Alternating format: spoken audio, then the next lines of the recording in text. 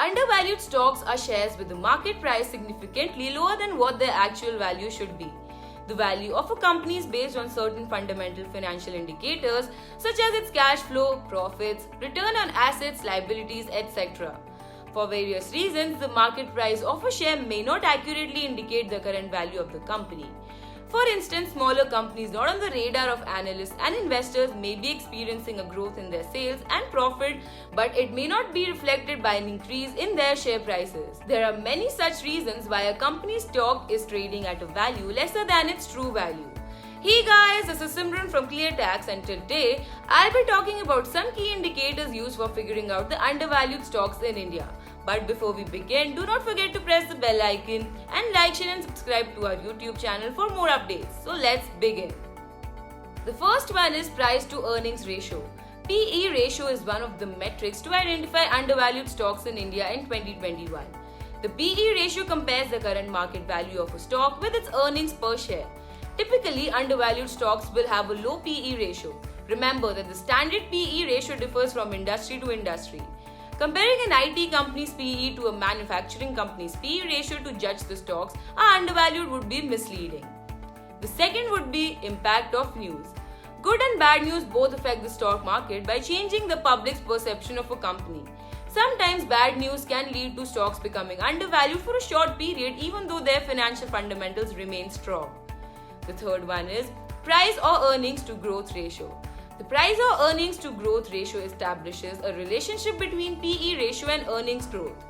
PEG ratio checks if a company's share price is undervalued or overvalued by analyzing a company's current and expected earnings growth rate. PE ratio does not show a company's future earnings growth, hence many consider the PEG ratio as an evolved or modified version of the PE ratio. Hence, if the PEG ratio of a company is low, it is probably one of the undervalued growth stocks in India.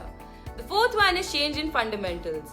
In some situations, when there is a change in the fundamentals of a company, such as a positive change in its management, it won't always immediately reflect in its stock price. There might be a time lag before the share price. The fifth one is free cash flow. Free cash flow is another metric that can be used to check if a stock is undervalued. FCF is the cash that a company generates through its businesses and operations after taking care of the expenditures. Cash flow to a certain extent gives us an idea of the company's ability to fund operations and capital expenditures. Often companies use their cash flow to give out dividends and share buybacks.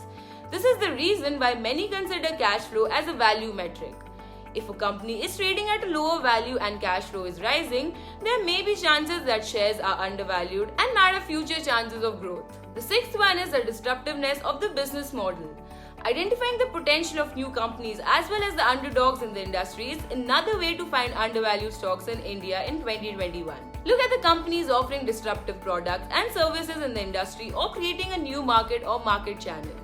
The seventh one is price to book ratio. The price to book ratio compares a company's current market value or market capitalization to its book value. Often, a company could own a lot of property that's worth a lot more than the profits it generates from its primary business operations. Hence, even though its financials are strong, the price of its stock might not reflect it. The key is to look at the assets and liabilities of a company holistically. Undervalued stocks in India in 2021 are a great opportunity to make strategic investments with big returns.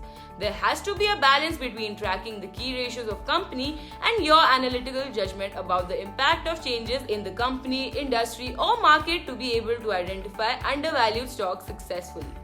Well, this was it for today's video. Let us know what you think about the video and comment below if you have any doubts. We will try to reply to it as soon as we can. Stay tuned to our channel for more informative videos like these. Till then, goodbye and take care.